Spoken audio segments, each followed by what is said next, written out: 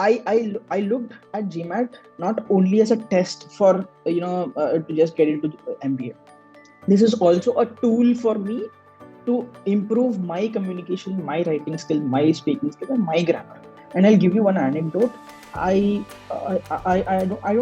definitely did not check the timer in my GMAT for Quant. So I trusted my process. I trusted my pacing. I know that if I'm in my state of confidence, I'm going to do it. In terms of preparation, what I would do is maybe see again, process is there. You have to follow the process. And why I'm saying, because it is foolproof.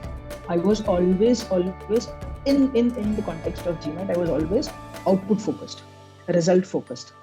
If I score good, I think of getting good score in GMAT. That is not how it should be for me. So I changed that mindset from an input or controllables kind of a mindset. Hello everybody once again, and I welcome all of you to yet another success interview with me. My name is Dhruv and I'm one of the strategy experts and mentors at e-GMAT. And with me today is the man of the moment, one of my most favorite mentees who has now ended up becoming kind of a friend. And his name is Srikanth. Sri, welcome to this interview and thank you so much for doing this. How are you? I'm fantastic. How are you, Dhruv? And thank you for the introduction, to be honest. I am absolutely fantastic. I'm really excited to have you. I was always excited to speak with you, even when you were just a mentee and I was just a mentor when we had just started with the last mile push. But there was something always about your energy. There was something infectious. I always imagined you to be like this, the way you are right now. Always was full of positivity and energy, enthusiasm, and it's infectious, my friend. So keep it up. Once again, thank you for doing this, and congratulations on your 710. It's a fantastic score. You're a part of the top 10 percentile of the test takers across the globe. How does it feel? No, thank you firstly, and it feels fantastic. I mean, this is something that I definitely wanted to do. I mean, improve on a day-to-day basis. I did it, and I'm elated. To be honest, I'm genuinely elated. So yeah. All right. So since this is your success interview, we'll be completely decoding your journey, your entire GMAT journey.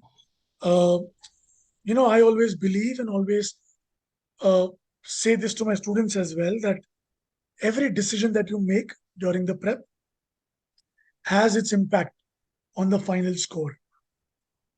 We all make decisions. Some go right, some go wrong. We learn from it. And here, your journey is going to help a lot of people out there, a lot of beginners out there who are still a little bit confused and puzzled about how to go about it. So your journey is going to help them. So I would request you to keep it candid, keep it as natural and real as you can. And I know you are that kind of a person, so I'm not so worried about that. But I'm sure the audience is going to have a lot of things to take away from this interview. So, Sri, before we begin with your journey, help us understand your background, academic background, professional background, whatever you feel is relevant. And please go ahead. Oh, fantastic.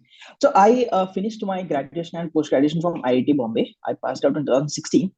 And then post that I worked in various companies and primarily into the healthcare. And that is where I want to be in the future as a long-term plan. As a part of my career progression, as a part of my long-term goals, MBA has been one of the launch pads for me.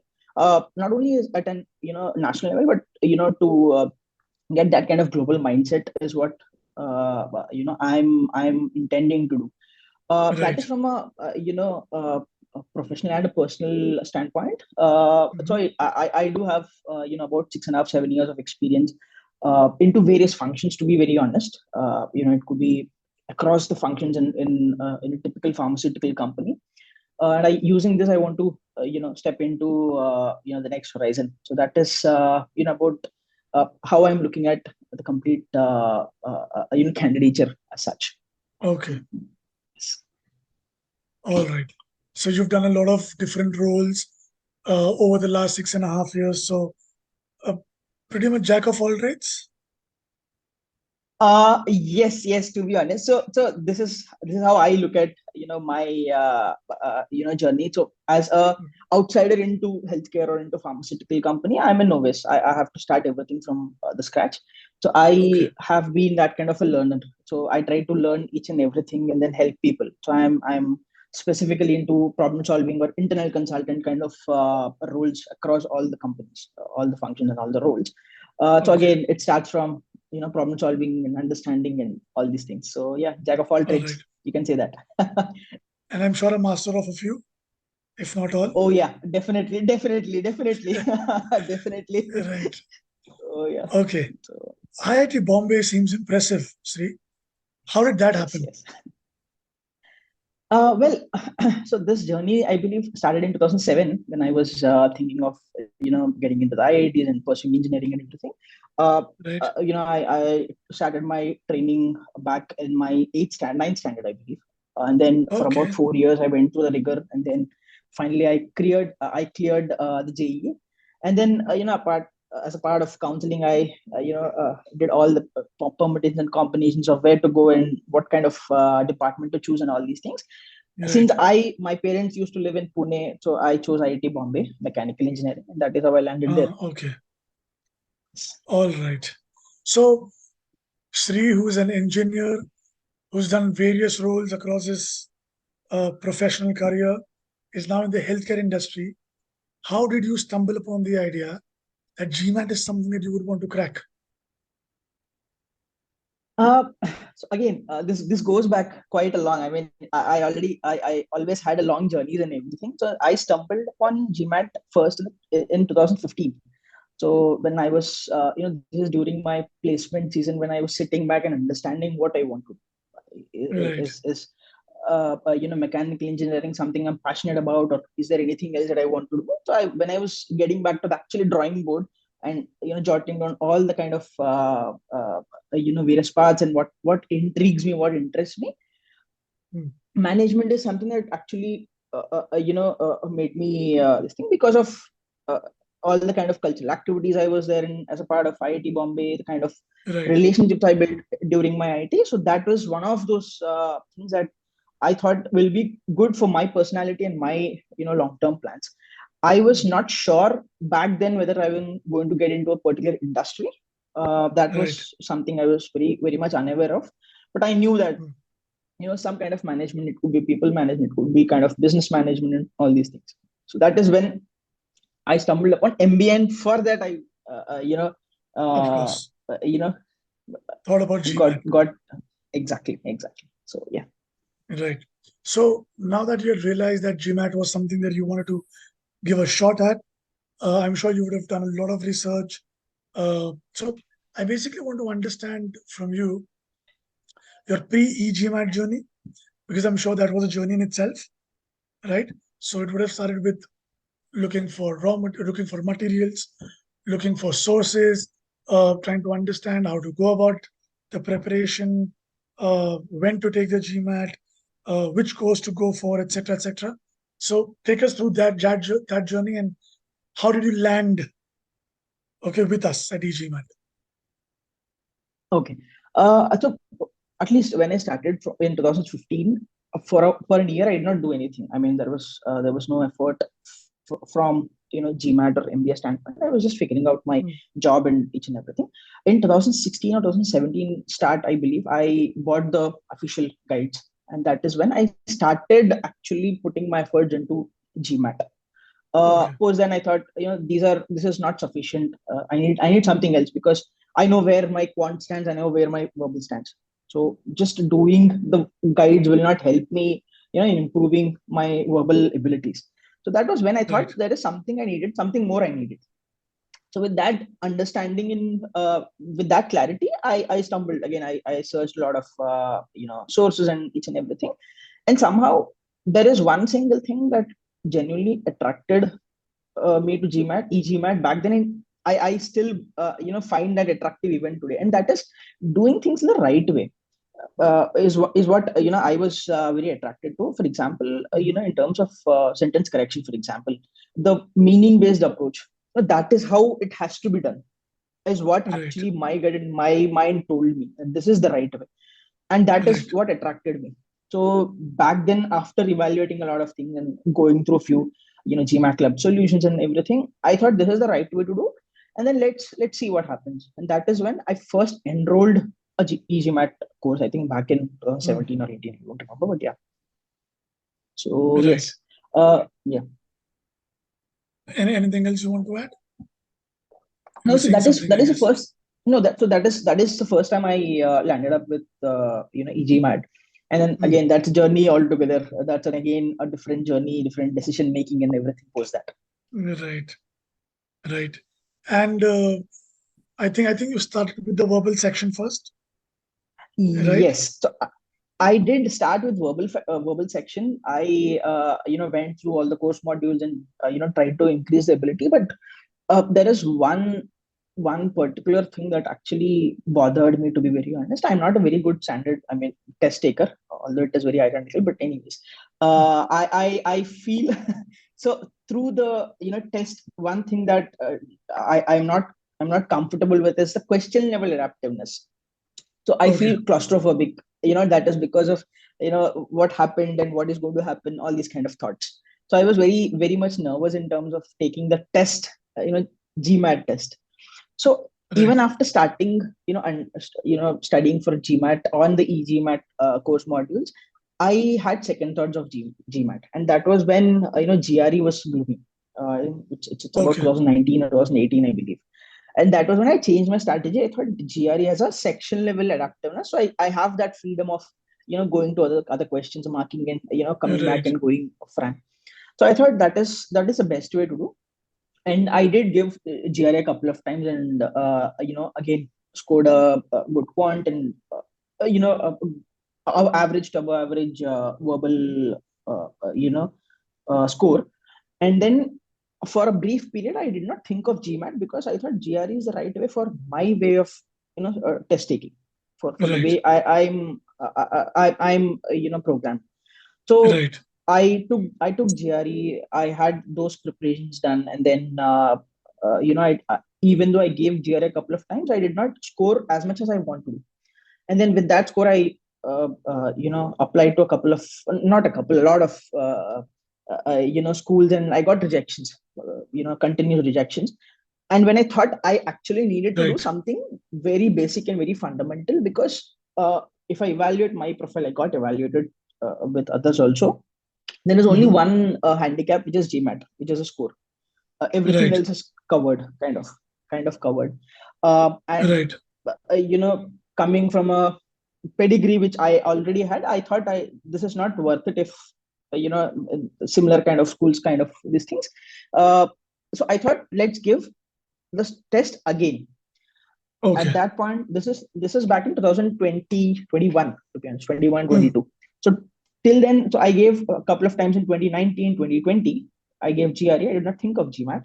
And then I applied in 2021 cycle. I could not get through the admission. Then 2021, 22, again in 22, I thought I'll give the test again. Now, while Okay. evaluating whether GRE or GMAT, that was something, that was a little tough call for me, because Mm. on one hand, where GRE, I'm uh, more comfortable with the test. GMAT Right. for me is comparably more logical for me. This is my Right. personal opinion. So I thought what to do. I mean, GRE is, I can actually be comfortable with GRE, but go through the uncomfort zone and probably score in GMAT because of the kind of test it is. So I decided to take GMAT.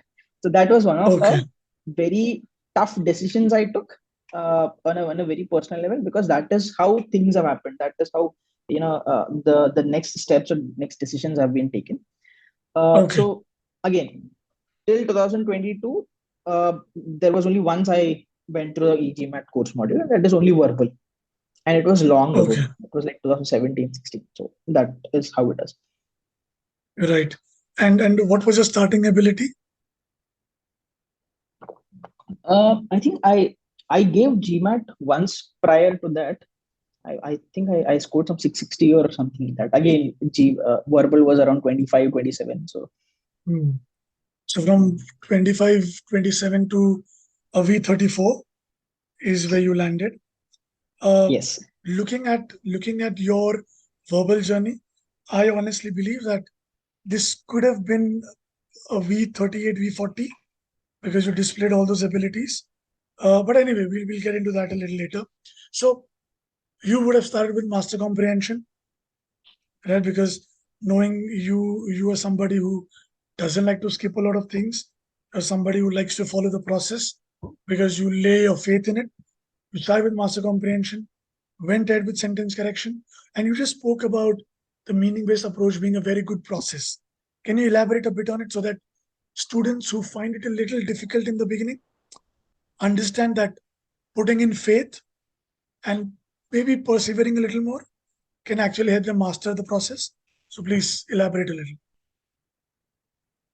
Okay, so just to add on, I think in verbal section overall, I think I've spent more than 50 to 70% time in sentence correction.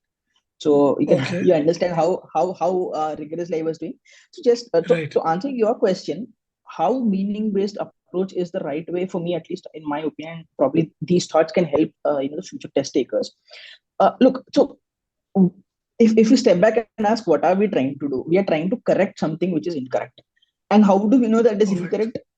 Not because we know that there is a punctuation error, there is a some kind of parallelism marker, incorrect inaccuracies. That is not right, what is to be done.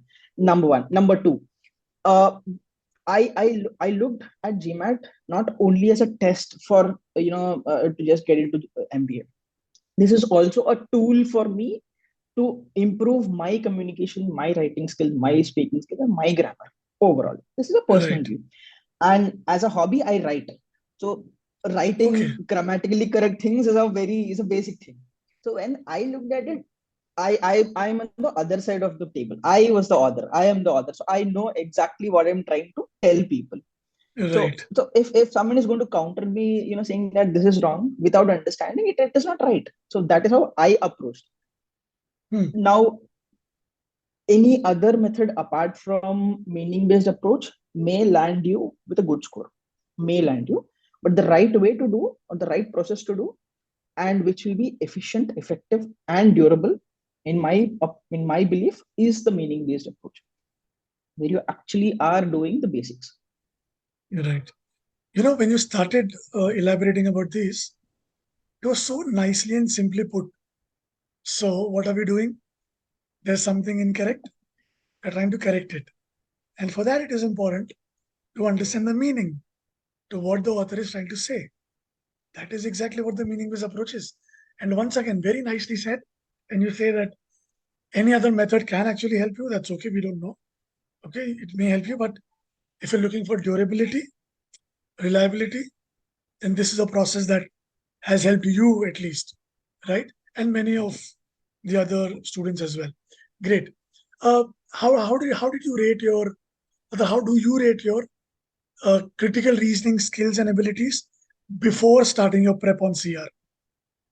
How were you always with CR? Uh, Oh, so my favorite section is CR, to be honest.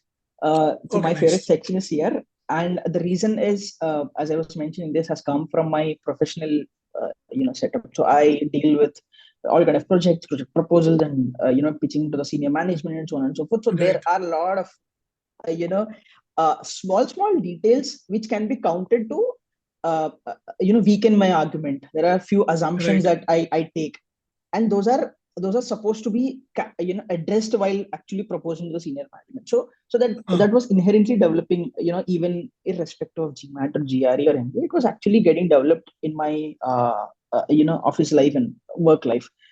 So when Right. I started CR, I did not understand why we are trying to do again. It's fine. We are weakening the argument. Fine. There is a geologist, there is Right. a paleontologist doing something. Why do we need to weaken that? Now, Right. when I understood that, correlation between assumption or what exactly we are trying to do. Do we need to take the argument on the face of it? Is there any other way to do it? So when these kind of thoughts come, I understood that connect, and that is when very quickly I understood that this is my forte. This is something where I can do good, and because it came to me naturally. In the start, it was difficult. To be honest, I can't say it is easy. CR was difficult, but over a period of time, I got quite easy with, or quite comfortable with it. And one more thing, I'm more of an intuitive thinker. So I build all the logics, and then I get my intuition on top of it. So for me, I exactly know where the problem is. I know after reading the option, I know that this is the right answer. I know that this is the right answer. So there is no going away. This is the right answer. So again, intuition works. So again, that is how things have been, at least during the preparation, during the last mile push. So CR overall, I would say, is definitely my forte among the three. So, yeah. Right. So you mentioned being pretty intuitive and placing your logics. Did you apply the pre-thinking process? If yes, how consistently? Yes. See, again, this is something that even I also faced in the initial stages of my preparation. I was not very comfortable in applying pre-thinking. As in, what do you say when I say applying pre-thinking? I may not have thought about few other scenarios, few other possible assumptions. Because of that, I failed to find the correct answer, or maybe there is some mistake I made. So once again, that was something that was feedback I gave myself, that I still need to increase my critical reasoning skills, think about more scenarios and think about these things. But since I'm a little harsh on myself, so I thought it is still less than what is needed. And again, e-GMAT, a few of the courses, few of the course modules, few of the other interviews and all these webinars, one thing that came out is there is no need to think of everything. It is okay to think about few things. So that is when I stepped back and said, okay, that's fine.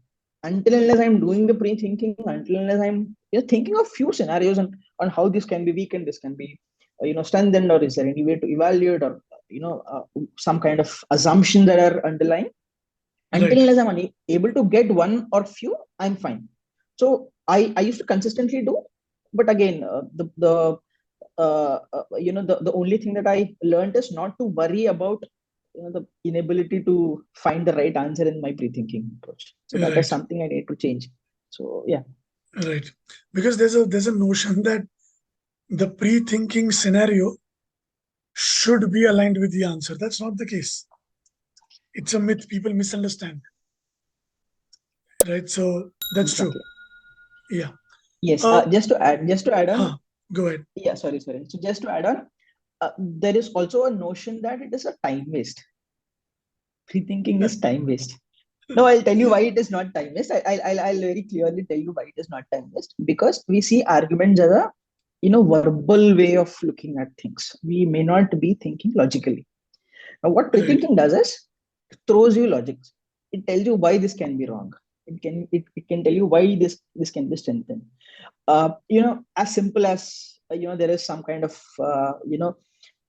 miles per hour kind of a problem where there is we only see average trip distance or some kind of these things. So these are logics. So once you get into the details and then you understand, that is when you can get that ability. So pre-thinking for me is not a time waste, to be honest. It is not. But yeah, thanks for busting this myth. This is going to go a long way. All right. Sri, you mentioned that you're an author. You like to write things, right? So can I assume that you are a voracious reader? You've always been a voracious reader. Is that so? No, so I am not good at reading novels and everything. So I read articles and all these things, but I'm not a voracious reader. So yes, I know where you're going to. I'm not that good at RC when I started. Okay. So yeah. So all right. Yeah. So how did RC happen then? How did you, because you're not a voracious reader, so how did you go about your RC prep? See, RC for me in the start, absolute start, the first thought was, why am I reading all these about, some kind of economist or geologist, something? That is the first thought. And Right. everyone has those kind of, comfort areas. So I come from a pharmaceutical or a healthcare background. So I know if you're going to tell me about hormones or enzymes and science, I can easily connect. At the Hmm. same time, if there is a passage about investing, so I relate to that. So I can easily connect to that. So everybody has those kind of few areas where they are good at or they Right. like. So that is the base. So we can't beat that. Now how can we get, not how can't we be bored, or how can we still like about reading other things? Right. Now, one thing that really helped me even in SCCR and RC is that visualization. Hmm. So I actually think of, small short films running in my mind of each and every sentence. So Right. our CR, it was very meticulous and very detailed, but RC is not that detailed. So a kind of short film runs. So if there is something about a paleontologist going and taking out some fossils and everything, I think of someone going there and doing all this excavation, some kind of these Hmm. things. So Right. that is how I actually immersed myself into the passage. Okay. And long passages are not my forte.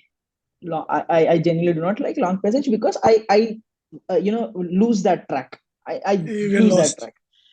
Hmm. Exactly. So once I tell that story to myself, there is some kind of background, storing back kind of memory. And I read about this something somewhere. So this kind of small techniques I did to immerse myself in something which is rather boring. That's a nice idea. Okay. So Sri, as I said, while you were going through the cementing stages, the test readiness stages, you were actually hitting the ball out of the park and you were actually set to go out there and score a V38 or a V40. Would you like to tell us what went wrong? Because a success story is incomplete without a few hurdles, without a few obstacles, without a few stepping stones. I won't say failures. So, what went wrong on the test day? Uh, so first and foremost, you can say it a failure because my expectation was something else. So two ways to look at it. Just before jumping into two ways to look at it, I am good today than before what I was yesterday because prior to this I never scored 17. Every time it was less than 17. Right. So it's a good thing. It's a good thing. I improved. I was in terms of my expectations. Yet yes, they were higher. In terms of ability, definitely they were higher. So now with this kind of mindset, now I'll tell why I think I did not score as much as I can in terms of ability. Hmm. Now, even in the mock 4, I scored V37. And even Right. that, I went back to review strategically. I thought these things are these kind of mistakes are not supposed to be done because these are very basic mistakes. So this was a feedback that I gave back to myself. Right. Probably in terms of rushing through, or not finding those details, or mismanagement of time, all these kind of things. So on the test day I decided, let's not overthink, let's do what I'm good at, let's trust the process. That is what I thought. And one big, I still think that is the biggest mistake. One big thing that even came out in mocks, we discussed about this thing, is that first 10 questions. So I need that warm up. I need that warm up in terms of Hmm. my being that detail, being that meticulous, being Yeah. that focused. On your toes and So alert. exactly. So Hmm. 1, 2, 3, 4 mocks. I took 4 mocks. The first, except the third mock, all 1, 2, 4 mocks for the first 10 questions, I spent 25 minutes. And very yes. And Time. third mock, I know I'm spending more time, and hence I thought I'll rush. And to be very honest, I scored very less in that. So that was actually Okay. counterintuitive. I got confused whether to put more effort in the first 10 questions, or step back and go with the flow. I Right. think that is one of the key things that I did not do well. It is purely mismanagement of time. That is one thing, because when you get into a test taking mode, you already know that you're not as good as you're not good in verbal as were you in quant. That is one kind of Right. pressure you have. Second, you already have these kind of failures that you have looked at, gone through, and the efforts at everything. I try to take those things lightly. And the most important thing was I was not clear in the strategy whether to go aggressively in the first 10 questions or Hmm. step back. So I think Yes. that is one of the biggest reasons, I believe. Could be, there could be anything else. I might have had a bad day, or there is a very big flaw fundamentally that we all missed out looking. So there could be anything. But yeah, I think this is one of those things. I was not Yeah. clear in my strategy, to be very honest. Yes. So, That clarity is important.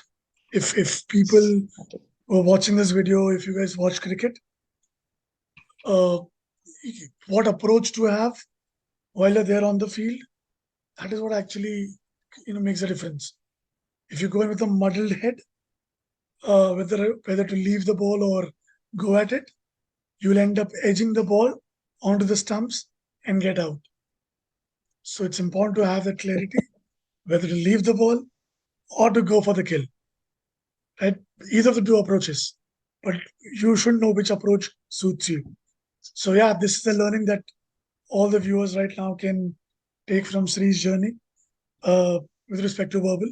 He still managed to have a good improvement of good 8-9 points. But as I said, V38, V40 was on the cards for him. All right, let's get into your zone, Sri. Okay, the stage is yours now. Speak whatever you want to speak about quant. You were already good at it, but I'm sure there were certain things that you did during the prep that actually fine-tuned your abilities to push maybe a Q48, Q49 ability to a massive Q51, right? Go ahead, stage is yours. Thank you. So just to start with, building upon the conversation that we just had, I came across this basic idea of work, hard work, and smart work. So to actually get to that top 5%, 10%, you need hard work. But to get to that 1% or top, you need strategy. Absolutely. So there is a difference.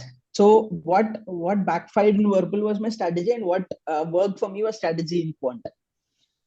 That Okay. is the only thing, that is a baseline. So now I'll tell you why, how exactly things have happened and everything. I was very sure that I have the ability in me, of Q50, probably Hmm. Q51, and I'll tell you why I had that kind of surety.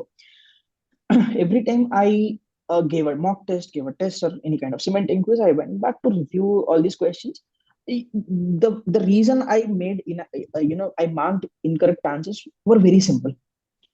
Right. Either I did not find or notice the keyword. Let's say Hmm. X is increased to 125% or by 125%. That to or by Right. I missed noticing. So all these Hmm. kind of very small detail things. Number one. Number two. Uh, Number two is in few of subsections which I'm not very comfortable. One is word problem. Second is probability, advanced topics. Right. The problem structuring or the problem solving approach itself is not efficient. And why I say efficient, the reason I'm saying efficient is we need to, at least I need to answer that question in a stipulated time. If let's say there is Hmm. infinite time, I eventually end up getting the answer. I know that. Right. But in those 2 minutes, or let's say 2.5 minutes, if I need to get, I need to correctly break the problem. And that was one of the reasons of ending up making mistakes. And just to affirm all these things, there were a lot of questions where I solved them, I got an answer.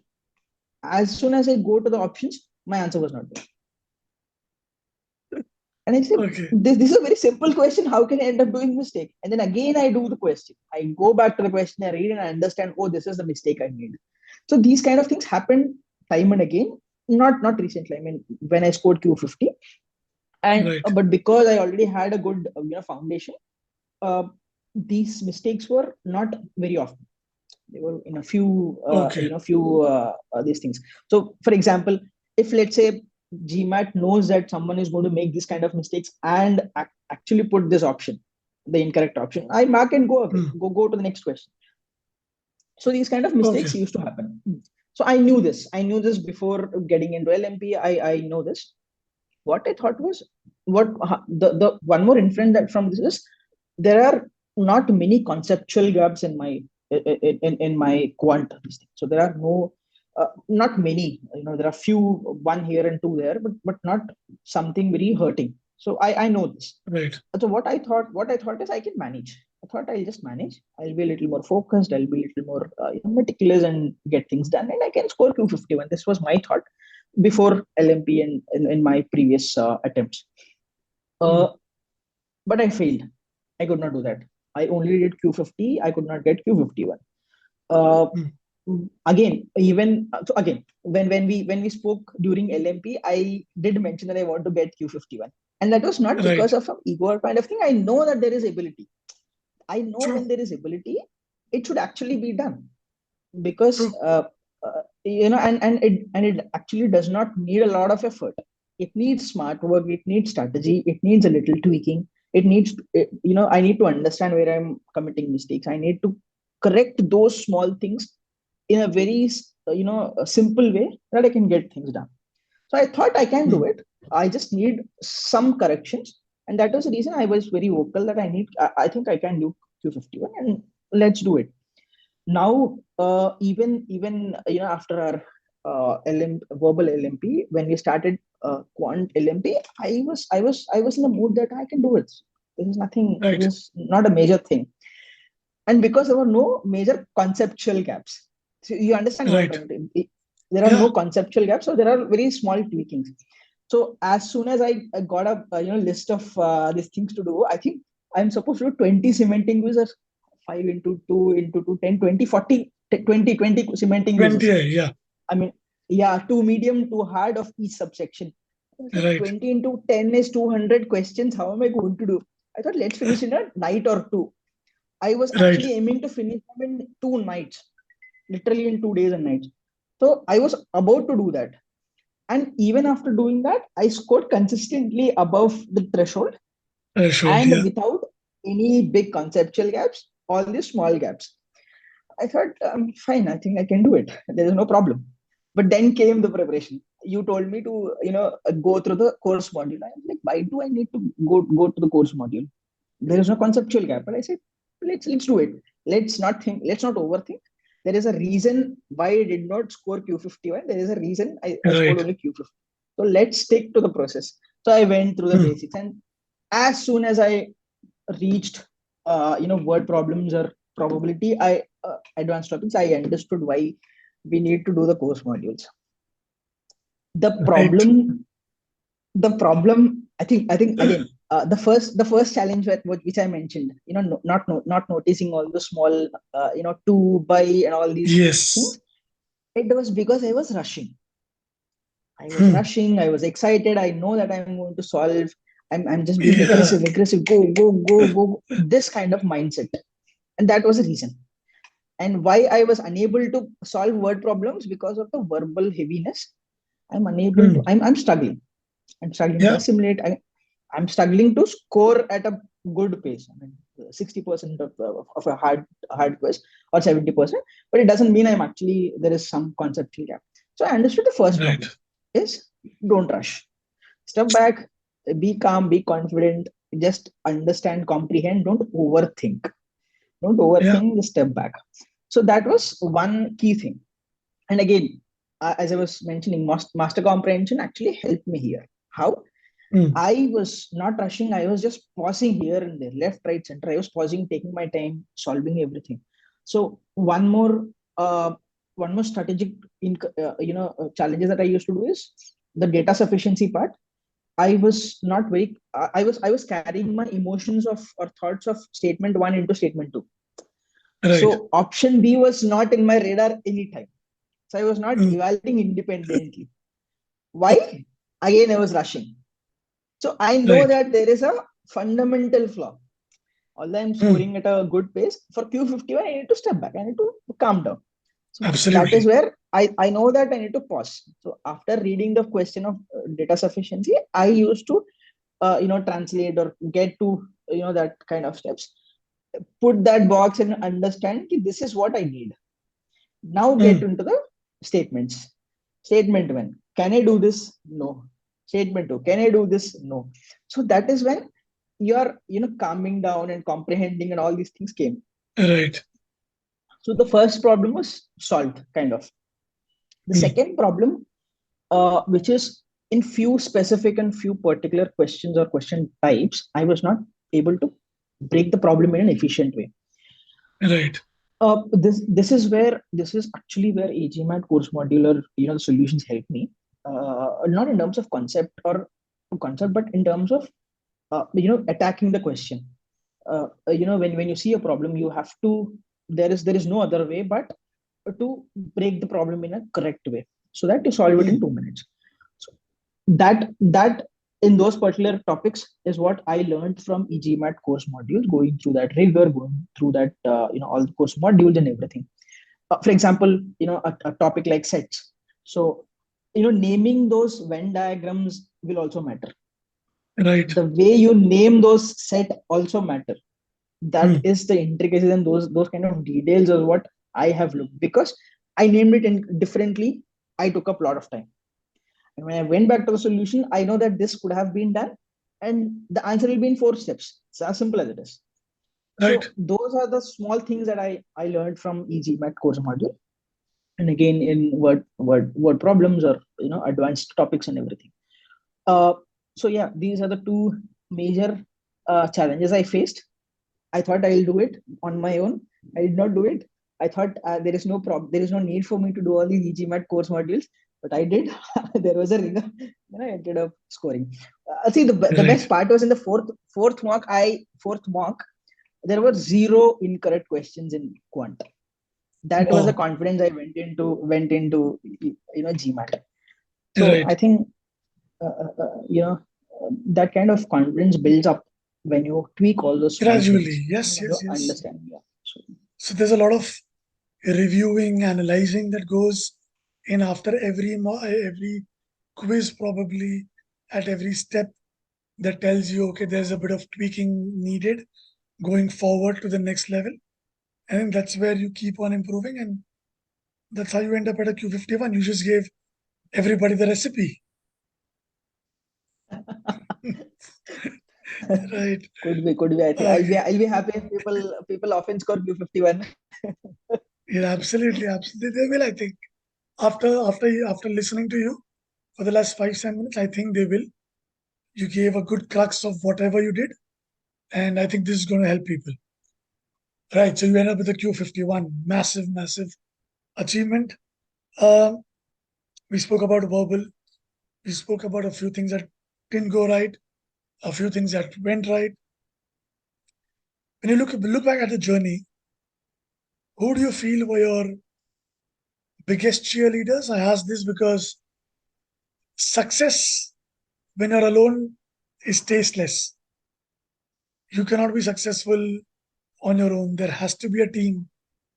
Right? When you watch Roger Federer on the court, it's not just Roger Federer. There's a huge team sitting behind, cheering for him, helping him, grow. His family probably, right? Who were your biggest cheerleaders? We would turn back to.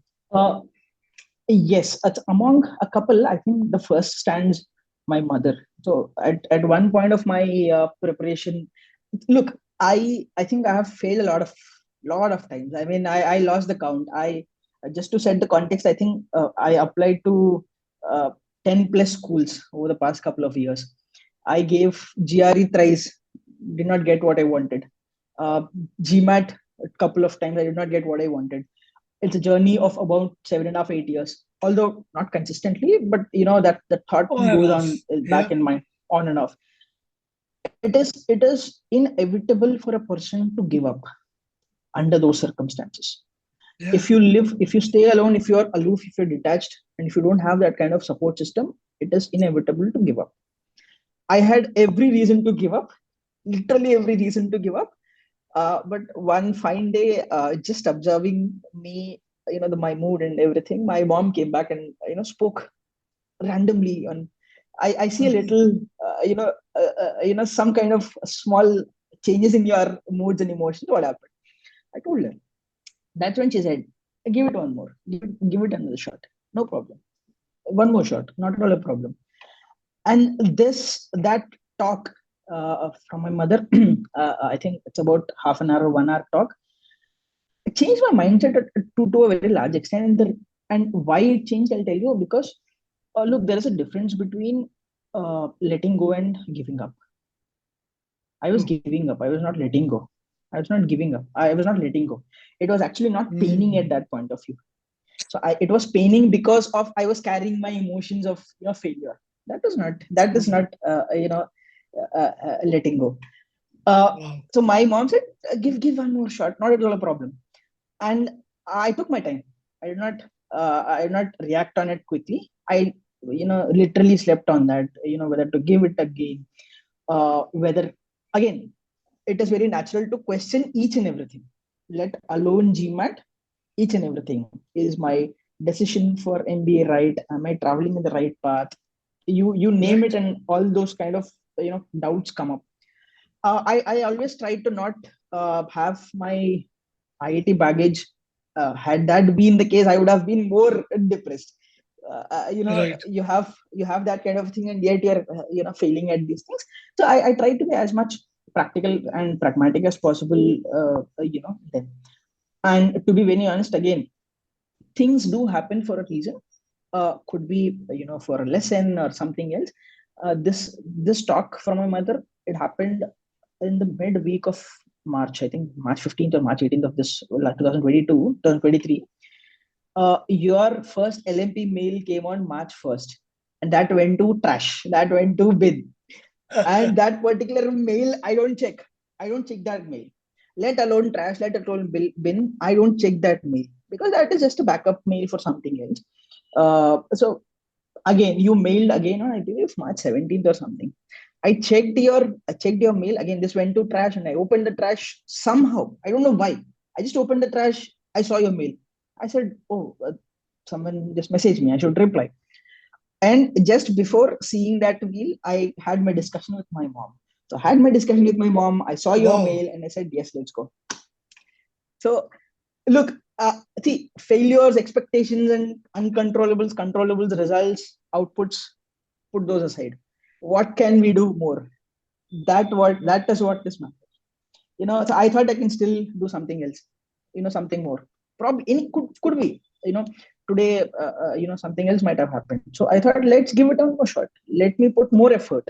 I thought things have happened. Yes. Listening to this coincidence, I just feel like a messenger of God. God said, okay, Sri needs help. So his mother has prayed, God, help my son. God says, okay, So, bless you. you have your He messenger. sends me, go the roof, So, get him there. Wow, that's such a nice coincidence. Right. So, our mother. That's great. All right. We're coming to the end of this interview, Sri. Before I let you go, anything that you wish to share with the viewers out there, the beginners, anything that comes to your mind? You've already given a lot of tips, but anything that you can think of right now and sign off? sure. So few GMAT specific tips I can give. One is know yourself. You should know yourself, where you are committing mistakes, why you are committing mistakes, and the complete error log, or the strategic review is about that, about knowing yourself. So as a bracket, I'm telling that know yourself. It could be of pacing, it could be of time management, it could be of strategy, anything.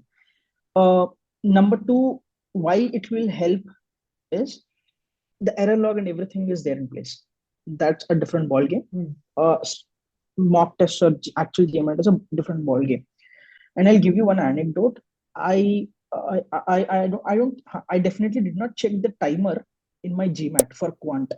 So I trusted my process. I trusted my pacing. I know that if I'm in my state of confidence, I'm going to do it.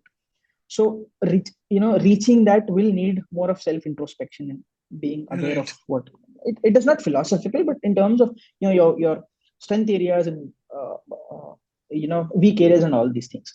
Agreed.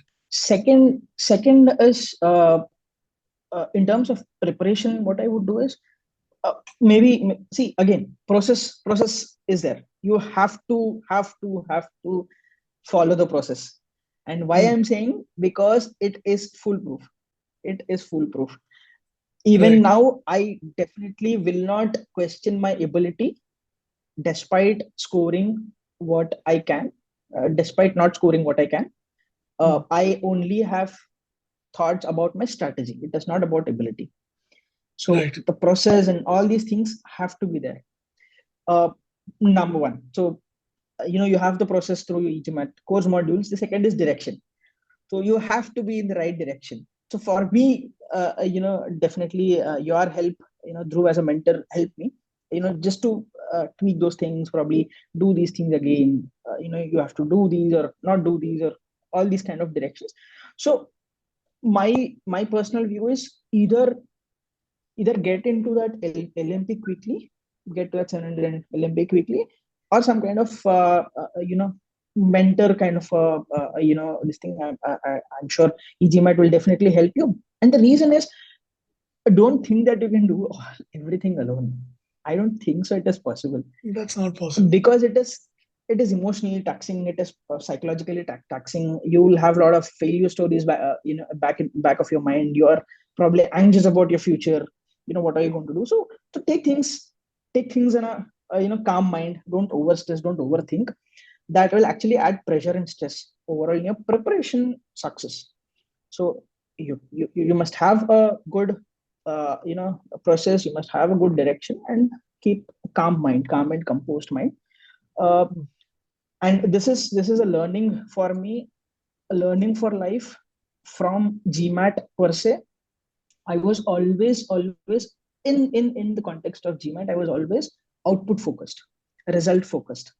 If I score good, I think of getting good score in GMAT. That is not how it should be for me.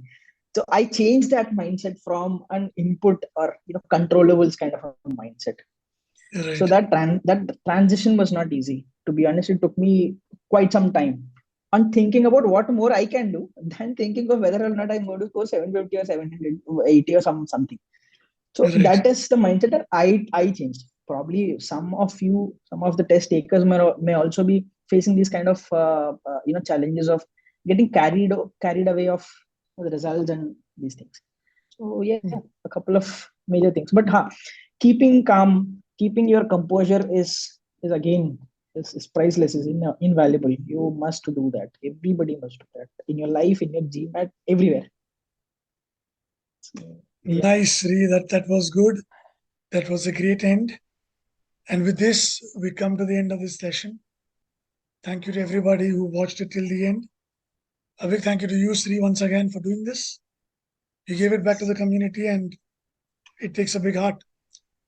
I wish you all the best for the next steps. I pray that your positivity, your zeal, your enthusiasm, your perspective towards things either stays like this or only gets better. And this will certainly take you places. I'm glad to have made you my friend now. And I hope that we always stay in touch. And you can always give me a call whenever you need me, and I'll be right there. Definitely. Thank you very much. I mean, see, just sorry to end another thing, but thank you to you first. I mean, it was, as you were mentioning, you're a messenger of God. So it's a good thing. Good to have a messenger of God as my friend. Oh, absolutely. Absolutely. I'm glad to have been that medium, if that is what your destiny had for you. So yeah, glad to have been a part of this journey with you, Sri. Wish you all the best. Take care. Thank you to everybody, and God bless. Thank you so much, everyone. Thank you.